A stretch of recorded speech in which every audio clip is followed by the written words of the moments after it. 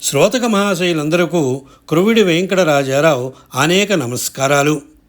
కృష్ణలీలామృతానికి మీకందరకు స్వాగతం. శ్రీకృష్ణ పరమాత్మ లీలలు అనంతం, మధురం.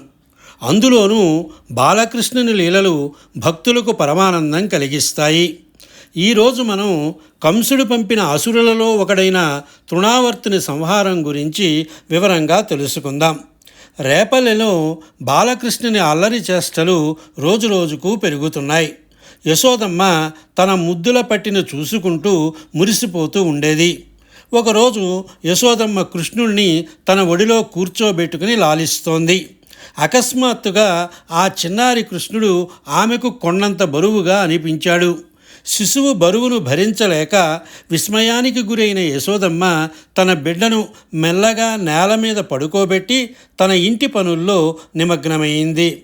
అదే సమయంలో కంసుడి ఆజ్ఞ మేరకు తృణావర్తుడు అనే అసురుడు సుడిగాలి రూపంలో గోకులంలోకి ప్రవేశించాడు.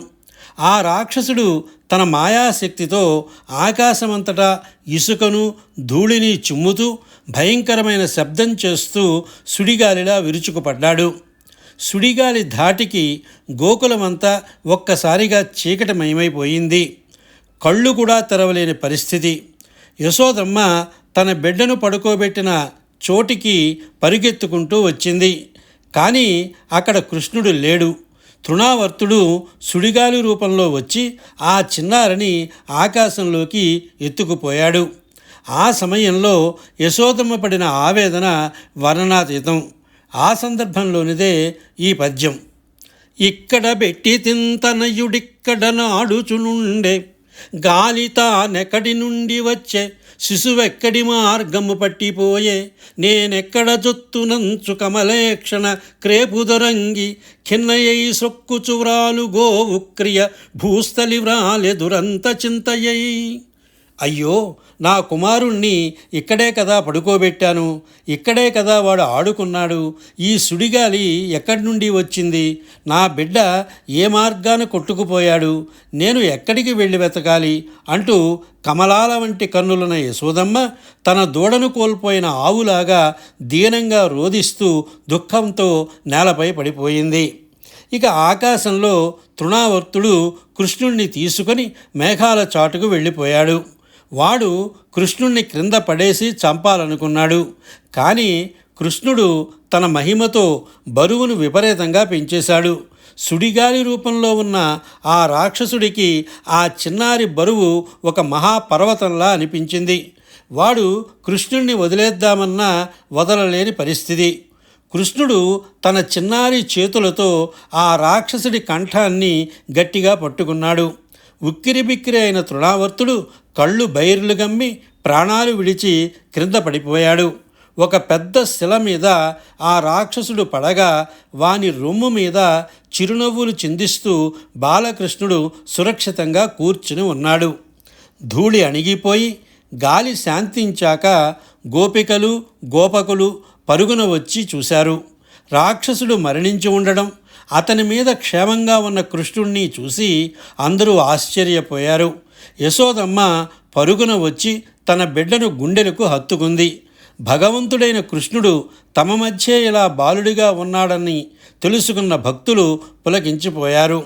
ఆ పరమాత్మను దర్శించుకున్న భాగ్యాన్ని తలుచుకుంటూ భక్తులు అనుకున్న మాటలను పోతన గారు భాగవతంలో ఇలా అద్భుతంగా వివరించారు.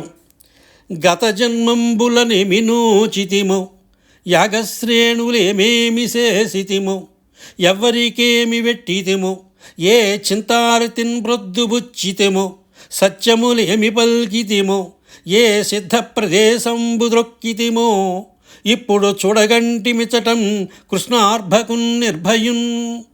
ప్రాణాపాయం నుండి తప్పించుకొని రాక్షసుని సంహరించి క్షేమంగా తిరిగొచ్చిన బాలకృష్ణుణ్ణి చూసి గోపికలు, గోపకులు ఇలా అనుకుంటున్నారు.